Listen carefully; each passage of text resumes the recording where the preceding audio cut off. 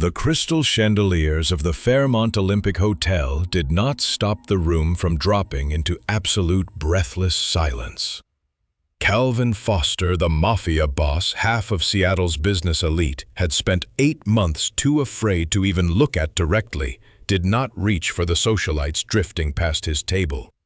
Instead, his tattooed hand closed around the waist of a woman in a serving uniform, and in one motion pulled her onto his lap in front of 300 witnesses. The string quartet stopped mid-note. A glass of champagne hung motionless in someone's hand, and in that frozen second, everything in Simone Reynolds' life changed. 90 minutes earlier, none of it seemed possible. The whisper came first, low and cruel, meant only for her ears, and it was the reason everything that followed felt, for one terrible second, like something she deserved. "Your dress is too tight through the hips. Stay in the darker corners tonight. The guests don't want to see too much of you." Simone Reynolds nodded once, the way she always did when the words landed somewhere soft, and she refused to let it show. She was 27 years old, and she had been swallowing sentences like that one since she was 14. If stories like hers speak to you, stay through the next few minutes, because tonight, for the first time, that Mafia boss was about to say something very different, and neither of them could stop what it set in motion. She turned from the shift manager and walked toward the light instead of away from it. Before she crossed into the ballroom, a hand closed briefly over hers. Desmond Carter, a server she barely knew, pressed a folded scrap of paper into her palm and vanished into the kitchen without a word. She didn't open it yet. She only felt the sharp crease of it against her skin as she stepped into the golden light of the gala, where 300 of the city's wealthiest guests had gathered for the annual Children's Hospital benefit. Crystal chandeliers threw soft fire across the room. A string quartet moved through Vivaldi like it had all the time in the world. Simone carried a silver tray of aged scotch through a maze of tuxedos and gowns, her earpiece murmuring logistics only she could hear. She had worked nights like this for 6 years. She had learned the hard way that competence didn't protect you from cruelty. It only made the cruelty quieter. Near the VIP tables, Raven Phillips stepped directly into her path. 25, platinum blonde, thin as a blade, wearing a dress that cost more than Simone's monthly rent. Raven didn't lower her voice. "You're blocking the walkway," she said loud enough for the surrounding tables to turn. "Someone your size should really stand against the wall, less in the way that way." A few feet off, 3 women in matching gowns laughed under their breath. Simone didn't turn her head. She adjusted her earpiece, straightened her spine, and kept moving, because she had learned that dignity, once you decided to keep it, could not be taken from you by volume alone. She was 3 steps from the head table, carrying 25-year-old McAllen toward the Mafia boss the entire event orbited around, when Raven's stiletto found her ankle. It wasn't an accident. Simone would understand that later. In the moment, all she understood was the sudden absence of the floor beneath her, the tray tipping, amber liquid arcing across mahogany and Persian silk. Then an arm caught her, not gently. An arm like a steel cable wrapped around her waist, and using the exact momentum of her fall, pulled her backward and down onto his lap, exactly as the room was about to remember it for weeks to come.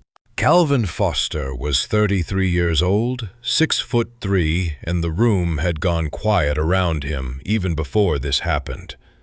Now it went still in a different way, the stillness of a held breath, of a needle lifted off a record. The string quartet stopped mid-measure. A glass of champagne hung motionless in someone's hand, forgotten.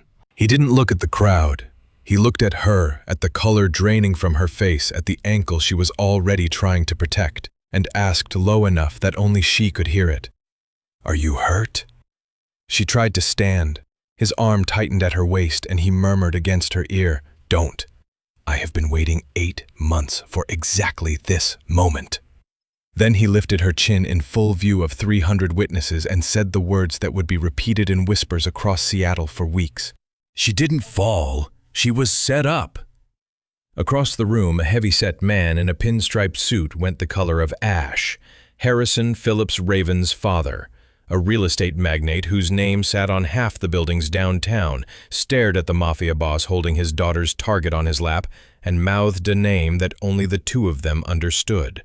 No one in that frozen ballroom yet knew that the folded paper in Simone's pocket held a single sentence written in pencil. "Don't sign anything tonight. They're looking for someone to take the fall." No one yet knew how close that sentence was to coming true, or how much closer it would come before the sun rose over Elliott Bay. What happened in the next 10 minutes decided who really controlled that room, and it wasn't who anyone expected. Calvin Foster kept Simone on his lap, one hand still spread possessively across her waist. He turned his cold gray eyes on Raven Phillips. "I heard exactly what you said about her a moment ago," he said. "Use that same volume to apologize." Raven tried to mutter it. Calvin gave a single shake of his head. She was forced to raise her voice, trembling now in front of the tables she'd meant to impress. I'm sorry, I tripped her on purpose."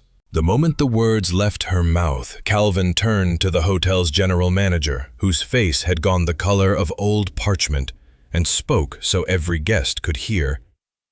"Ms. Reynolds no longer works for you.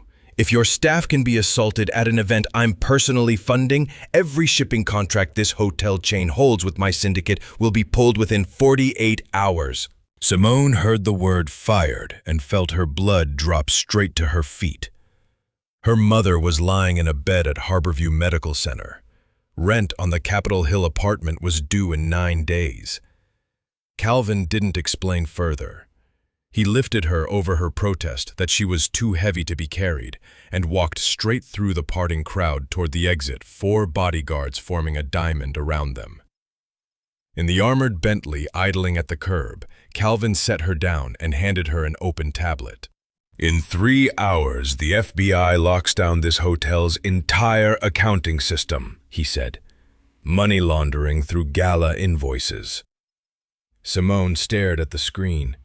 Her own signature sat beneath a stack of floral and liquor invoices she had refused to sign months ago because the numbers didn't add up. Invoices her supervisor had forged her name onto anyway. "I needed you out of that building before the doors were sealed," Calvin said. "Not out of pity, because you were the only person who ever refused to sign those papers."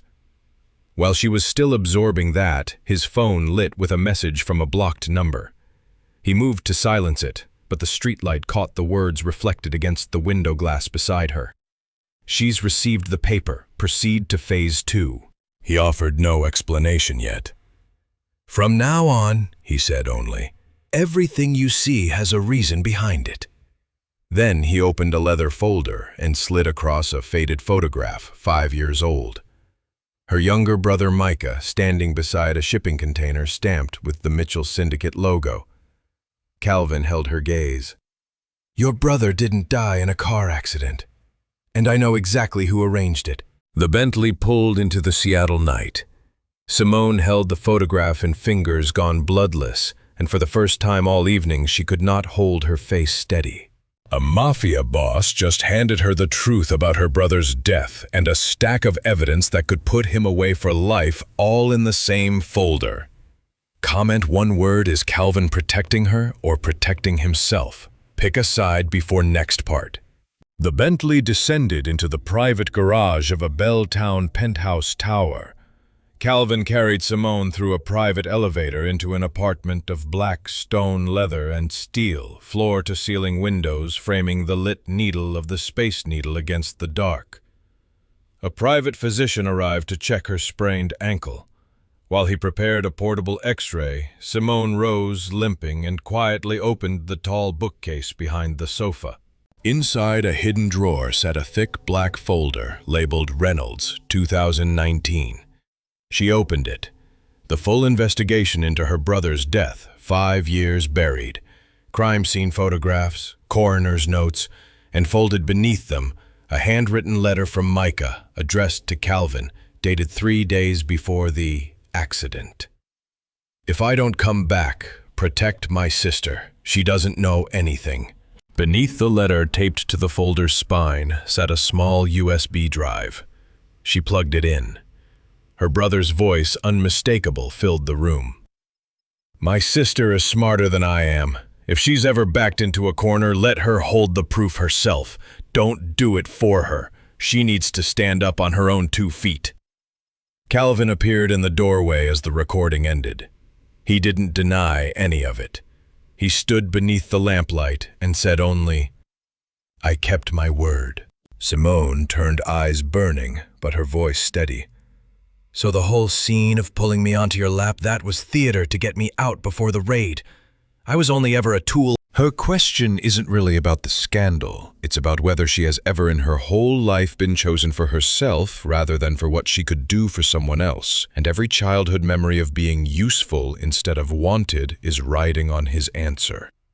Calvin, for his part, is caught between 2 versions of the same plan, the cold calculation that started this and the 6 months of quiet admiration he never let himself name until the moment he had to defend her out loud.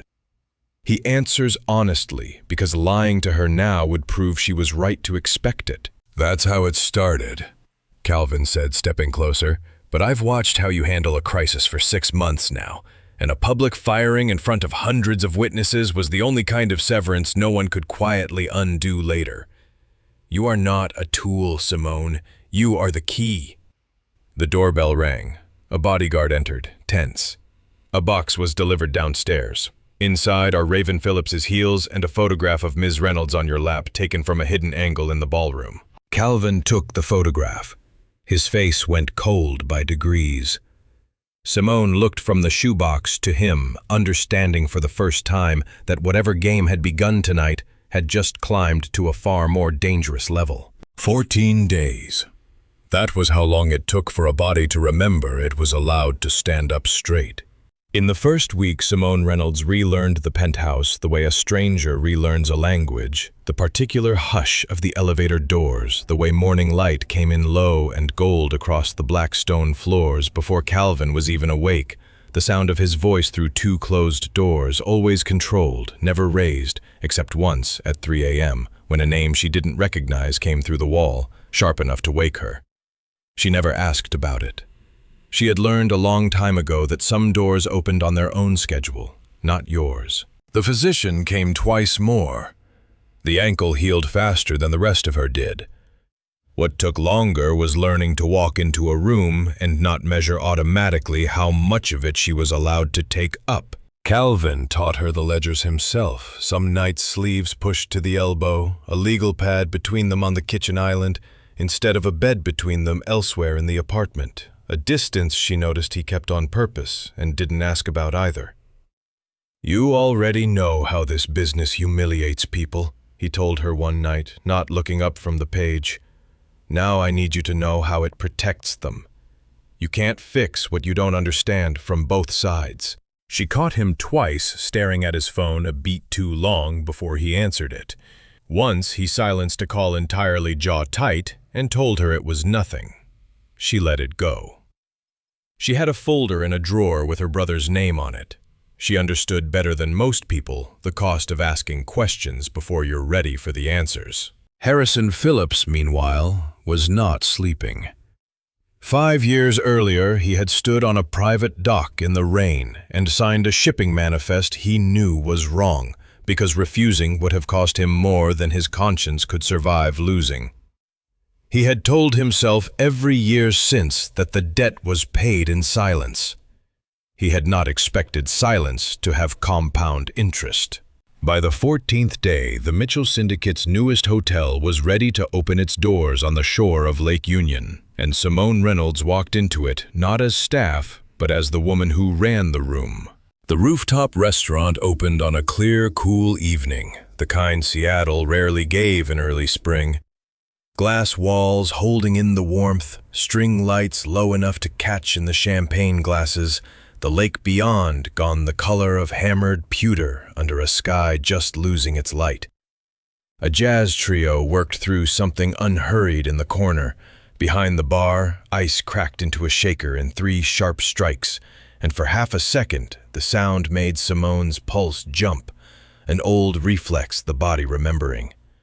Trays and orders, and the particular alertness of never once being allowed to relax in a room like this. She breathed through it. Tonight she wasn't required to disappear. Simone Reynolds appeared for the first time since the incident in a fitted crimson gown, her hair loose over one shoulder, her steps steadier now on a fully healed ankle. She no longer wore an earpiece. She no longer carried a tray. She let her eyes move slowly over the space, her space now, noting a table set 2 inches too close to the server's path, a candle guttering near an open window, the small, unglamorous details only someone who'd spent 6 years on the other side of the tray would ever catch. Raven Phillips arrived on the arm of her fiancé, the Phillips family's youngest son. She cut deliberately toward Simone, her heels announcing her across the marble a full 3 seconds before she arrived, chin already tilted into the smile she used on people she'd decided not to fear. "Mr. Foster does like his women substantial," she said, pitched just loud enough to travel to the nearest 4 tables. A ripple of laughter moved through them, thinner than it would have 2 weeks ago, Simone noticed. A few faces didn't laugh at all.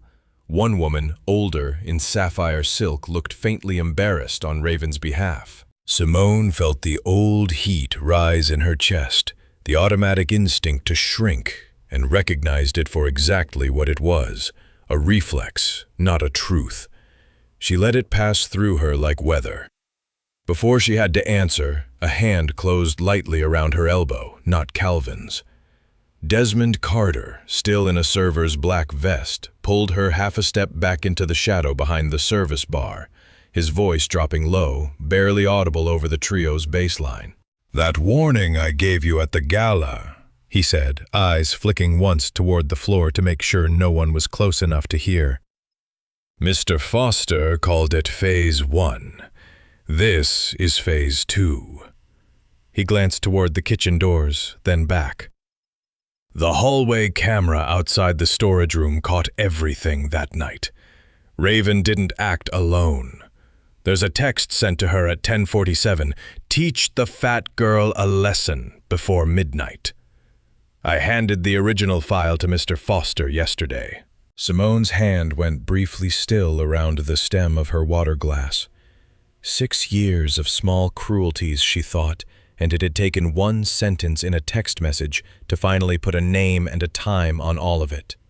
She nodded once, barely, the way she'd learned years ago when something landed and she refused to let it show. Then she stepped back into the light.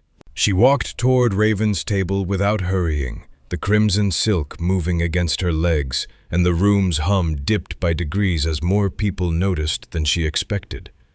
She didn't raise her voice. She didn't need to. The room had already gone quiet enough to carry a whisper. 3 years ago you told me someone my size shouldn't appear in the main hall, Simone said.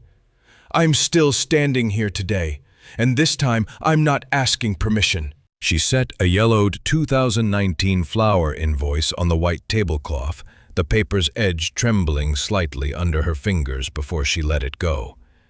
Not from fear, she realized, but from the sheer weight of finally putting it down.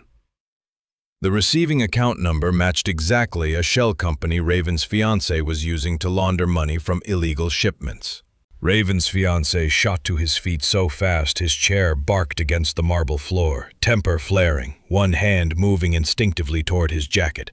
A woman nearby gasped, and the jazz trio, sensing something wrong before they understood what, let the song trail into silence.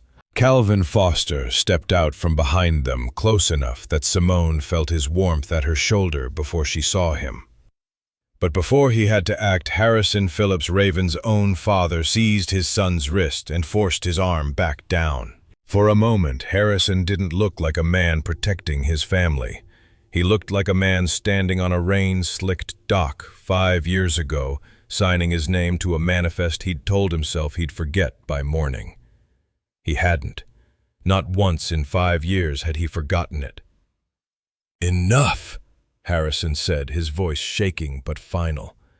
This woman just handed us enough evidence to send this entire family to prison. He looked from Calvin to Simone, voice nearly strangled. I know how your brother died. I knew tonight you'd bring this invoice, so I'm choosing to stand with the one still breathing. Harrison isn't protecting his family in this moment. He's finally settling a debt he's been avoiding for 5 years, the guilt of a cover-up he helped fund but never had the courage to stop. His real conflict was never Simone versus his son. It was always the version of himself who let a young man die quietly against the version who might once do the one decent thing available to him before it's too late. He chooses now in front of witnesses because the evidence on the table has finally taken away his last excuse to wait. Calvin moved to Simone's side and murmured just for her, his breath warm at her ear over the noise settling back into the room. Now you understand why I chose you, not for your body, because a Reynolds doesn't know how to be afraid. Simone didn't look at him. She looked only at the invoice lying on the white tablecloth, the ink already smudging faintly under someone's spilled water, and understood that she had just stepped into a war with no way back. Behind her, unnoticed by everyone but Calvin, a man near the elevator lowered his phone after finishing a photograph of the whole scene and slipped quietly out of the party before anyone thought to stop him. 48 hours later, black SUVs lined the curb outside the Phillips family's Queen Anne compound before the sun had fully cleared the hills. Simone watched the raid unfold on a muted television feed. In the penthouse, her own reflection caught faintly in the glass over Harrison Phillips's face as agents walked him out in handcuffs, his shoulders set in something that looked oddly like relief. 5 years of silence gone in the length of a walk to a car. The invoice, Desmond's footage, and the 1047 text all entered into evidence together. By morning, the story owned every news outlet in the city. Seattle real estate dynasty tied to shipping fraud, one banner read, and beneath it in smaller print, a single photograph of Simone in red at the gala, the caption calling her only a hotel employee. She noticed, with a small, private ache, that no one yet knew her name. Calvin brought her back to the Belltown penthouse that evening, the city lights smeared gold and red across rain-streaked windows, the whole apartment quieter than she'd ever heard it. He set a thick contract on the black stone counter between them, its weight strangely formal against a room built for silence and steel. Chief Operating Officer over the Mitchell Syndicate's entire legitimate hotel division, a salary 12 times her old one, full veto power over personnel decisions. She picked up the pen, and for a moment her hand hovered over the signature line, steadier than she expected, though something in her chest hadn't caught up yet. You don't have to decide tonight, Calvin said, watching her from across the counter, his voice quieter than she'd heard since the Bentley. I know what it looks like, a man handing a woman a title after using her for a raid. I'd want proof too. Then give me some, she said. He didn't answer right away. Instead, he told her for the first time about a warehouse fire when he was 19, about a father who taught him that loyalty only ever flowed one direction, down from the man with power, never up. I spent 14 years building an organization where that wasn't true anymore, he said, where the people underneath me weren't just useful. I don't always succeed. I nearly didn't with you. It wasn't an apology exactly. It landed like one anyway. She turned through the pages slowly, the paper cool and stiff under her fingers. On the final page, printed almost invisibly into the fine print, one clause stopped her. Party B, Simone Reynolds retains the right to reopen the complete 2019 shipping records at any time without Party A's consent. She read it twice to be sure. That isn't a clause, Calvin said quietly, sitting across from her, hands loose on the counter's edge instead of reaching for hers. That's a weapon I left for you, in case one day you need to use it against me. Why would you do that? Because the only kind of trust worth having is the kind that survives being handed a loaded gun, he said. I'd rather you have it and never use it than have to wonder every day whether I'd taken it from you." She signed. Her hand didn't shake. The moment the pen lifted off the page, his phone rang. Not the low, business-like tone he usually let go to voicemail, but the sharp, double buzz he'd once told her meant something legal. He answered, and she watched his face go cold by careful, controlled degrees, the way ice takes a lake from the edges in. He handed her the phone without a word. An FBI attorney's voice filled the room, clipped and formal. "We've just received a separate file recordings tied to your own past dealings Mr. Foster leaked by someone loyal to the Phillips family as a parting shot. If Ms. Reynolds doesn't appear at the Seattle field office by 9 tomorrow morning to give a formal statement, warrants may be issued for both of you." Simone lowered the phone. Outside, the rain had picked up, ticking steadily against the glass, the only sound in a room gone otherwise silent. She looked at Calvin, really looked past the syndicate, past the bodyguards and the Bentley and the 8 months he claimed to have watched her before he ever touched her, and for the first time since the gala, he had nothing to say. He stepped closer, close enough that she felt the warmth of him before his hand found her jaw and kissed her. Not as a claim this time, the way the ballroom might have read it 2 weeks ago, but as something closer to a confession. Unhurried, almost careful, like a man setting something down instead of taking something up. Against her lips, he whispered, "From now on, you're not the one being protected anymore.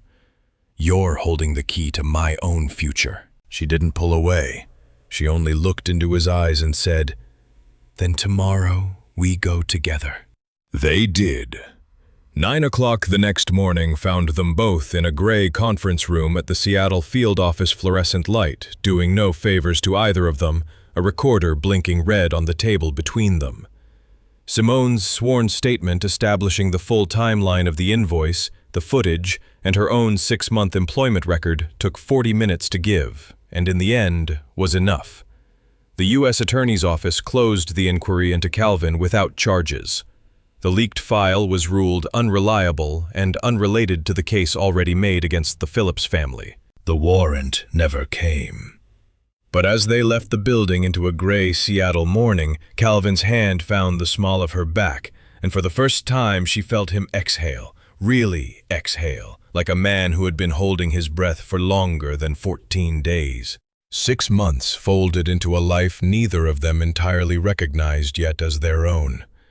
Simone learned to run board meetings the way she'd once run a service line, anticipating problems before they became messes, the same instinct now aimed at something that let her stand instead of kneel. Calvin learned slower what it looked like to build something and not brace for someone to take it from him. An outdoor stage stood on the Seattle waterfront on a clear June evening for the opening of a new hotel bearing a new name, the Reynolds Foster House. Hundreds of guests gathered below string lights strung between the pilings, the smell of salt water and grilled lemon drifting up from the catering stations, cameras flashing in irregular bursts like heat lightning over the crowd. Simone stood center stage in a long red dress that embraced every curve of her body without apology, her mother seated in the front row in a wheelchair she'd insisted on decorating herself with a single white ribbon. Calvin stood half a step behind her, hands loose at his sides, no longer only a mafia boss in this city's eyes, but a man standing quietly in his own daylight, blinking a little, as though the light itself was new to him. She lifted the microphone, ready to speak a short, prepared line about gratitude, about second chances. Before she could say a word, the massive screen behind her lit unbidden with a recording neither of them had cued. Her stomach dropped before her mind caught up to why. She hadn't given anyone that file. Her brother's voice filled the waterfront, worn and warm, and 5 years gone, the final unheard portion of the recording she'd found in Calvin's black folder that first night. If you ever have to choose between Calvin's life and the truth, choose the truth. Don't sell your soul for a promise I made. The audience froze mid-breath, the sound of the harbor suddenly very loud in the silence between words. Somewhere in the crowd, a glass clinked against a table, and no one moved to steady it. Behind her, Calvin's breathing changed. One long, controlled exhale, the sound of a man bracing for a verdict he couldn't argue with. Simone didn't turn to look at him. She thought instead of being 9 years old and watching Micah give away his lunch every day for a month to a kid 2 grades below who never had one until their mother found out and made him stop, and how he told her afterward, half laughing, that some debts you just paid because not paying them cost more. She thought of the folded warning pressed into her palm at the gala, and every version of protection she'd been handed by men who thought they knew what she needed better than she did. She reached into her dress and drew out the small, worn USB drive and held it high above the crowd, her arm steady, though her pulse was not. "This is my brother's voice," she said, and the microphone carried it clean across the harbor. "It was never part of any investigation. It was only ever meant for me. And I've decided the last thing he ever asked of me isn't the thing I owe him anymore. What I owe him is to stop living afraid." She snapped the drive in half on the stage. The crack of plastic carried clean through the microphone, sharper than she expected, and somewhere in the crowd a woman started to cry before the applause even began. Calvin looked at her as though seeing an entirely different woman than the one who'd tipped a tray of scotch across a mahogany floor 8 months earlier. He walked to her the boards, sounding hollow under his footsteps, in a silence otherwise complete, and lowered himself to one knee. Not a proposal, though. A gasp went through the crowd, as if it might be. But the placement of a signed transfer of ownership into her hands, its cover page dated 3 months earlier, folded soft at the corners from being carried and reconsidered and carried again. His entire legitimate stake in the Mitchell Syndicate. He spoke only loud enough for her to hear his voice rougher than she'd heard since the Bentley. "I had prepared myself to lose everything. I just hadn't prepared myself to be chosen." Simone didn't cry, though her eyes burned with the effort of not doing so. She pulled him to his feet, turned back to the microphone, and spoke to the whole waterfront. "I used to think I took up too much space," she said. "Today I know my place is right here, and his place is right here too." Applause broke over the waterfront like a wave rolling back off the water a half-second later, so it seemed for a moment like the harbor itself was answering her. In the front row, her mother sat, with tears on her cheeks and a smile that would not fade, the white ribbon on her wheelchair catching the last of the evening light. Calvin's hand settled again at the small of her back, not to pull her this time, but to stay. This story reminds us that dignity was never something other people were entitled to hand out. It was always ours to keep, even on the nights we felt smallest. If you've spent years shrinking yourself so someone else could feel comfortable at a family dinner, in a waiting room at your own kitchen table, here's something practical. The next time someone talks over you, pause 3 full seconds before answering. That silence isn't retreat, it's ground you're allowed to stand on. If you've lost a husband or a wife and the house feels too quiet lately, call one person this week who hasn't heard your voice in a while, not to catch them up on your week, just to ask about theirs. Grief settles into empty afternoons. Give it something else to do. And if you're keeping some old proof of who you were in a drawer somewhere, a letter, a photograph, a project someone once told you to put away, take it out today. Let it remind you who you were before anyone told you to take up less room. Worth was never about your size, your age, or your address. It was always simply yours. Simone chose forgiveness over her brother's dying wish. Was that love? Or was it a mistake he never got the chance to argue with her about, say? Which one? In the comments. Then tell us, has anyone ever made you feel like you took up too much space? Like this video, share it with someone who needs to hear it, and subscribe for the next chapter of her journey.